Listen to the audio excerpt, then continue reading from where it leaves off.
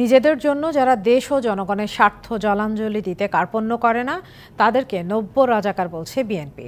দলটি নেতাদের মতে শুধু ক্ষমতার জন্যই তরুণ প্রজন্মকে স্বাধীনতার পক্ষে বিপক্ষে দাঁড় করাচ্ছে আওয়ামী লীগ। যদিও এসব করে সরকারের শেষ রক্ষা হবে না বলে দাবি বিএনপি নেতাদের। কোটা সংস্কার দাবিতে কয়েকদিন ধরেই উত্তাল রাজধানী সহ দেশের শিক্ষাঙ্গন। বিএনপি বলছে এর যৌক্তিক সমাধান না করে তরুণ সমাজকে বিভক্ত করছে সরকার। এটাকে বলে ওই আইডেন্টিটি রাজনীতি, তুমি এটা আমি এটা, মানে আদারিং অফ আদার্স, মানে অন্যদের অন্য সাইডে ঠেলে দেওয়া, একটা বিভক্তি সৃষ্টি করা। তো এইগুলো তো এই রাজনীতি তো অনেকদিন হয়েছে। এখন এই নতুন প্রজন্মের কাছে এই সমস্ত রাজনীতি গ্রহণযোগ্য না। কোটা সংস্কার আন্দোলন দমাতে সরকার নানা চেষ্টা করছে বলেও দাবি বিএনপির আরেক নেতার। আসলে কি তারা রাজাকার? তাদের কি সেই বয়স হয়েছে রাজাকার হওয়ার, বা তারা কি তখন জন্ম নিয়েছিল ৭১-এ?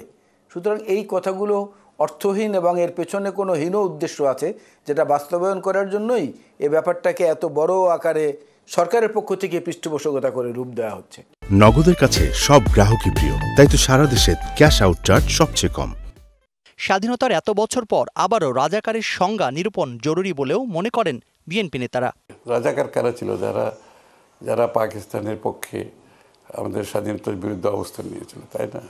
তা আজকেও যদি আমার দেশের স্বাধীনতা, সার্বভৌমত্ব, দেশের মানুষের অধিকার, যার ভিত্তিতে বাংলাদেশ স্বাধীন হয়েছে, এইগুলো যদি কেউ অন্যের হাতে তুলে দেয়, তাদেরকে আপনি কি বলবেন?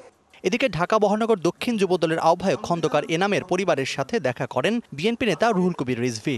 গণতন্ত্রকামী বিভিন্ন রাজনৈতিক দল, নেতা, কর্মী প্রত্যেকে এবং দেশের জনগণ আজকে বিশ্বাস করে যে এই সরকার হচ্ছে ডামি সরকার। Zakaria Ahmed, DBC news, Dhaka.